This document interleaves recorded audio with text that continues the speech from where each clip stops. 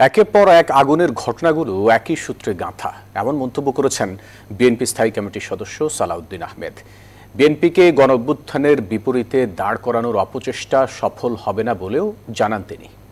এদিকে বিএনপির সিনিয়র যুগ্ম মহাসচিব রুহুল কবির রিজভী বলেন, আগুনের ঘটনাগুলো নাশকতা কিনা তা নিয়ে জনমনে প্রশ্ন উঠেছে।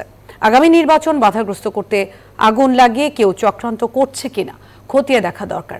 রাজধানীতে আলাদা অনুষ্ঠানে তারা এসব কথা বলেন। একের পর এক অগ্নিকাণ্ডের ঘটনায় রাজনীতির বাতাসে ভাসছে ষড়যন্ত্রের অভিযোগ। বড় তিনটি আগুনের ঘটনাকে স্বাভাবিক হিসেবে দেখছে না বিএনপি।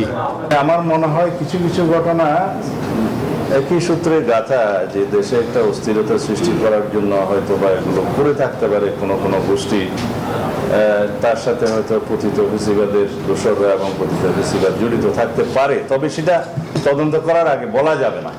বান্ডেল থাকলে প্রতি সেনমানিতে টাকা বাঁচবে। বিকাশ সেনমানি বান্ডেল কিনে জিতুন প্রতি লেনদেনে। রবিবার গুলশানের সংবাদ সম্মেলনে সালাউদ্দিন আহমেদ চলমান রাজনীতির বিভিন্ন ইস্যু নিয়েও কথা বলেন। জুলাই সনদ স্বাক্ষর অনুষ্ঠান ঘিরে বিশৃঙ্খলা নিয়ে নিজের দেয়া বক্তব্যের ব্যাখ্যাও দেন তিনি।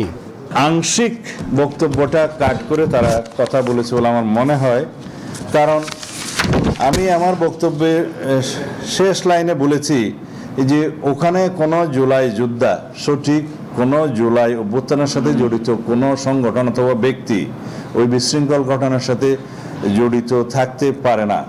এদিকে নয়াপল্টনে গণমাধ্যমের সঙ্গে কথা বলেন বিএনপির সিনিয়র যুগ্ম মহাসচিব রুহুল কবির রিজভী। একের পর এক আগুনের ঘটনা নাশকতা কিনা তা খতিয়ে দেখার আহ্বান জানান তিনি।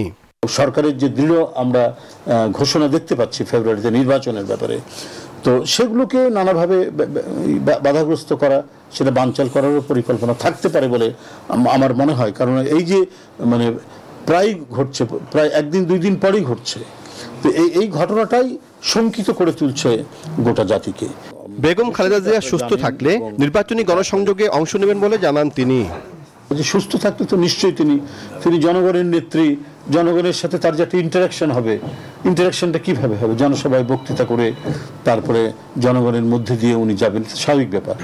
এর আগে সকালে চুয়াডাঙ্গায় নিজ বাসভবনে সাংবাদিকদের সঙ্গে আলাপকালে বিএনপির ভাইস চেয়ারম্যান শামসুজ্জামান দুদু বলেন, নির্বাচন বিলম্বিত করতে বিভিন্ন মহল নানামুখী ষড়যন্ত্র করছে। সাইফুল ইসলাম, নিউজ 24, ঢাকা।